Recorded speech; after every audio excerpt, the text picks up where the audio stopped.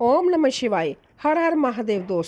दोस्तों आज का यह विशेष वीडियो उन सभी दंपतियों के लिए अत्यंत खास और महत्वपूर्ण है जो लंबे समय से संतान प्राप्ति की इच्छा रख रहे हैं।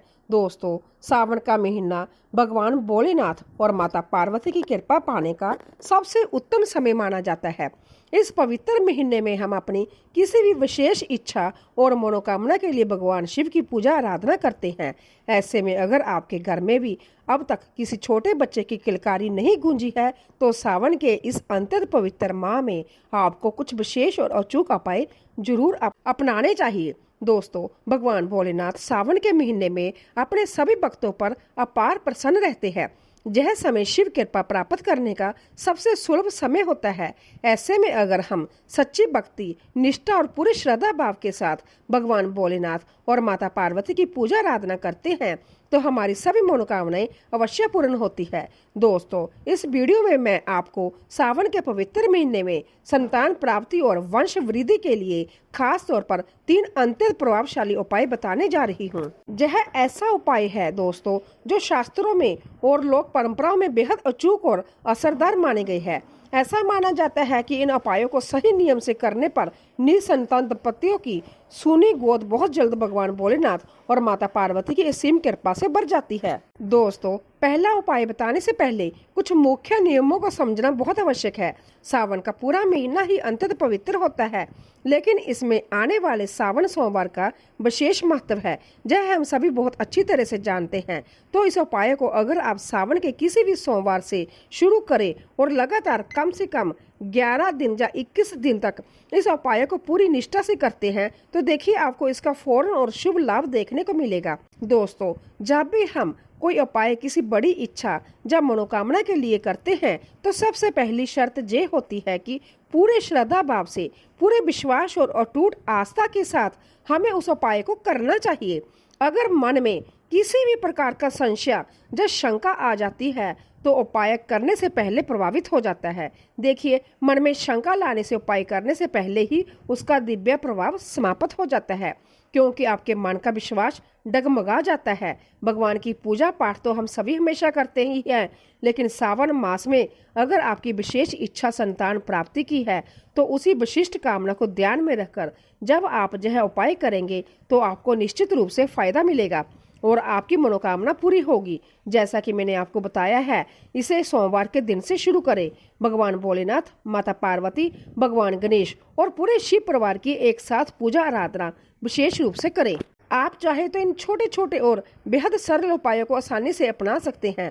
अगर आप कोई बहुत कठिन या बड़ा अनुष्ठान नहीं कर पाते तो भी कोई चिंता की बात नहीं। आप बस पूरे मन में अपनी इच्छा और मनोकामना लेकर संकल्प कर ले। संकल्प करते समय मन में यह ध्यान रखें कि हे भोलेनाथ, मैं अपनी पूरी श्रद्धा और इच्छा से इस मनोकामना की पूर्ति के लिए इस उपाय को कर रहा हूँ या कर रही हूँ। मेरी यही मनोकामना भगवान शिव, माता पार्वती और गणपति महाराज की कृपा से शीघ्र अतिशीघ्र पूर्ण हो। अब सुनिए कि आपको पहला उपाय किस प्रकार करना है। भगवान शिव को प्रसन्न करने के लिए हम शिवलिंग पर तरह तरह के पवित्र द्रव्य जैसे जल, दूध, दही, शहद अर्पित करते हैं ताकि उन्हें ठंडक पहुंचे और वे प्रसन्न हो। दोस्तों, इस उपाय में आपको अन्न यानी अनाज का समर्पण करना है। हमारे शास्त्रों में वर्णित है कि भगवान भोलेनाथ को विभिन्न प्रकार के अनाज अर्पित करने से संतान सुख की प्राप्ति होती है। अनाज का दान और समर्पण संतान प्राप्ति के मार्ग में आ रही सभी बाधाओं को नष्ट कर देता है। संतान सुख में किसी भी प्रकार की अगर कोई रुकावट है तो वह रुकावट सदा के लिए समाप्त हो जाती है। दोस्तों, चाहे वह रुकावट शारीरिक या चिकित्सीय कारणों से हो या फिर पति पत्नी में से किसी की कुंडली में कोई ग्रह दोष हो, यह उपाय सभी स्थितियों में अंततः लाभकारी है। जिन जातकों की कुंडली में अगर बुध ग्रह या बृहस्पति ग्रह कमजोर स्थिति में हो और संतान प्राप्ति में विलंब हो रहा हो तो उन्हें तो यह उपाय अवश्य करना चाहिए। जहां एक बात का विशेष ध्यान रखें, यदि पत्नी यह उपाय कर रही हो तो पति को उनके साथ उपस्थित रहना चाहिए और यदि पति उपाय कर रहा हो तो पत्नी को साथ रहना चाहिए। संतान सुख की प्राप्ति के लिए जब भी कोई पूजा या उपाय किया जाता है तो पति पत्नी दोनों को मिलकर ही उसे करना चाहिए, क्योंकि जोड़े से किया गया उपाय बेहद असरदार और शीघ्र फलदायी होता है। अब जानिए कि इस उपाय की सटीक विधि क्या है। सोमवार के दिन प्रांतः काल स्नान ध्यान से निर्वृत्त होकर बिना किसी से व्यर्थ की बात किए सीधे मंदिर जाने की तैयारी करे। अपने साथ में 1.25 किलो शुद्ध और साफ गेहूं ले। 1.25 किलो गेहूं लेकर उस पर थोड़ा सा गंगा जल छिड़क ले और उसे हल्का सा नम यानी गीला कर ले। इसके बाद शिव मंदिर जाएं। वहां जाकर अपनी संतान प्राप्ति की मनोकामना को मन ही मन दोहराते हुए अपनी उल्टी मुट्ठी में गेहूं भरकर एक एक करके शिवलिंग पर अर्पित करना शुरू करें। एक मुट्ठी गेहूं अर्पित करें, फिर दूसरी मुट्ठी उठाएं और अर्पित करें।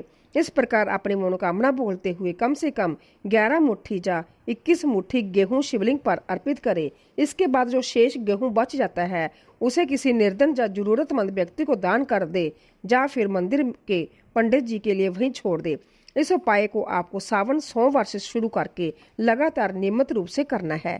यह बात ध्यान रखिएगा। इसके बाद जैसे आप पारंपरिक विधि विधान से माता पार्वती और भगवान शिव की पूजा करते हैं वैसे ही आरती और पूजा संपन्न करें। निरोगी और उत्तम संतान की प्राप्ति के लिए यह अत्यंत असरदार उपाय है, इसे जरूर अपनाइए। अब मैं आपको संतान प्राप्ति का दूसरा अचूक उपाय बताती हूँ। जैसा कि हम जानते हैं भगवान भोलेनाथ को तरह तरह के पवित्र पत्ते अर्पित किए जाते हैं, चाहे वह बेल पत्तर है, शमी पत्तर है, मदार यानी अंक के पत्ते हो, दुर्वा हो या कोई भी हरा पत्तर हो। यह सभी भगवान शिव को अत्यंत प्रिय है क्योंकि हरे पत्ते शिवलिंग को शीतलता प्रदान करते हैं। जब महादेव प्रसन्न होते हैं तो अपने भक्तों पर कृपा करके उनकी मनचाही मुराद पूरी कर देते हैं। तो दोस्तों, ऐसे में संतान प्राप्ति की इच्छा और अपने वंश की वृद्धि के लिए खास तौर पर अगर यह उपाय संतान के पिता करे तो इसे बहुत उत्तम माना जाता है। परंतु यदि किसी कारणवश पिता यह उपाय ना कर सके तो संतान सुख की कामना रखने वाली माताएं यानी पत्नियां भी संभव इस उपाय को पूरी निष्ठा से कर सकती है। इस उपाय के लिए आपको बांस के पत्तों की आवश्यकता होगी। यदि आपके आसपास बांस का पेड़ है तो वहां से बांस के ताजे पत्ते एकत्रित कर ले। आजकल लोग घरों में छोटे छोटे बांस के पौधे यानी बैम्बू स्टिक या वनसाई लगाते हैं, लेकिन आपको बड़े बांस के पेड़ के पत्तों का उपयोग करना है। सावन का महीना शुरू होने से पहले ही आप यह देख ले कि आपके क्षेत्र में बांस का पेड़ कहाँ उपलब्ध है। सावन के सोमवार के दिन से आपको इस उपाय की शुरुआत करनी है। जैसे आप भगवान शिव को श्रद्धा पूर्वक बेलपत्र अर्पित करते हैं, ठीक उसी प्रकार अपने वंश की वृद्धि और संतान प्राप्ति की मनोकामना का ध्यान करते हुए भगवान भोलेनाथ को बांस के ताजे पत्ते अर्पित करें। यदि प्रतिदिन ताजे पत्ते मिलना संभव ना हो तो भी पहले से व्यवस्था करके रखें और प्रतिदिन नियम से बांस के पत्ते शिवलिंग पर चढ़ाएं। संतान प्राप्ति की कामना रखने वाले दंपतियों के लिए यह एक रामबाण और सिद्ध उपाय माना गया है। अब बात करते हैं संतान प्राप्ति के तीसरे महत्वपूर्ण उपाय की। शिव पुराण में भगवान भोलेनाथ को प्रिय कई तरह के पुष्पों और फलों का वर्णन मिलता है, जिनमें धतूरा सबसे प्रमुख माना गया है। धतूरा भगवान शिव को अत्यंत प्रिय है। इस उपाय के लिए आपको धतूरे के फूल या धतूरे के फल की आवश्यकता होगी। कोशिश करें कि आपको धतूरे का फल ही मिल जाए क्योंकि फल का समर्पण अधिक फलदायी माना जाता है। सावन के पवित्र महीने में भगवान शिव को धतूरे का फल नियमित रूप से अर्पित करना चाहिए। इस तीसरे उपाय को भी आप सावन के किसी भी सोमवार से प्रारंभ कर सकते हैं।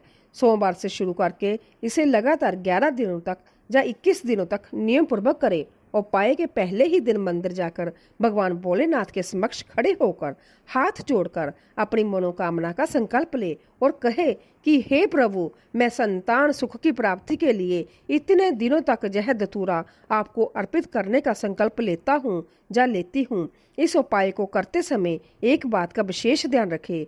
कोशिश करें कि यह उपाय किसी प्राचीन सिद्ध या प्रतिष्ठित शिव मंदिर में जाकर ही करें। यदि किसी अपरिहार्य कारण या मजबूरी वश आप मंदिर नहीं जा सकते हैं और आपने अपने घर के मंदिर में ही शिवलिंग स्थापित किया हुआ है या आप नियम से पूजा पाठ करते हैं तो आप घर पर हुई शिवलिंग पर यह उपाय कर सकते हैं। परंतु विद्वानों का मानना है कि इस प्रकार के विशेष मनोकामना सिद्ध उपायों को मंदिर जाकर सार्वजनिक या प्रतिष्ठित शिवलिंग पर करना अधिक शीघ्र फलदायी होता है। सावन के इस पावन महीने में हम सभी भक्त भगवान भोलेनाथ की भक्ति और पूजा आराधना में पूरी तरह लीन रहते हैं। ऐसे में अपनी किसी विशेष मनोकामना जैसे संतान सुख या वंश वृद्धि के लिए यदि हम इन छोटे छोटे और सरल उपायों को विधि विधान से करते हैं तो भगवान भोलेनाथ अवश्य हमारी पुकार सुनते हैं। तो दोस्तों, ये 3 बेहद असरदार और प्राचीन उपाय मैंने आपको बताए हैं जो संतान प्राप्ति, वंश वृद्धि, संतान की लंबी आयु और उसके निरोगी व स्वस्थ रहने के लिए अत्यंत लाभदायक है। जहां एक और महत्वपूर्ण बात आपको बतानी चाहूंगी, यह उपाय केवल उन्हीं लोगों के लिए नहीं है जो निसंतान है और संतान की कामना कर रहे हैं, बल्कि वह माता पिता भी इन उपायों को कर सकते हैं जिनके घर में संतान तो है, लेकिन वह संतान उनका कहना नहीं मानती, बहुत अधिक जिद्दी है, गलत संगति में है, जब बार बार बीमार रहती है। अपनी संतान की लंबी आयु, उसके अच्छे स्वास्थ्य, उसकी सुरक्षा और उसकी बुद्धि को सही दिशा में लगाने के लिए भी माता पिता सावन के महीने में इन दिव्य उपायों को पूरे विश्वास के साथ अपना सकते हैं। मैं उम्मीद करती हूँ कि इस वीडियो में दी गई यह संपूर्ण और महत्वपूर्ण जानकारी आपके जीवन में भी उपयोगी साबित होगी और भगवान शिव की कृपा से आपकी मनोकामना शीघ्र पूरी होगी। अगर आपको यह वीडियो और जानकारी पसंद आई हो तो इसे अपने मित्रों और परिजनों के साथ जरूर शेयर करें ताकि अन्य लोग भी इसका लाभ उठा सके। अगर आपके मन में पूजा या उपायों से जुड़ा कोई भी प्रश्न हो या कोई बात स्पष्ट ना हुई हो तो आप बेझिझक कमेंट सेक्शन में कमेंट करके मुझसे पूछ सकते हैं।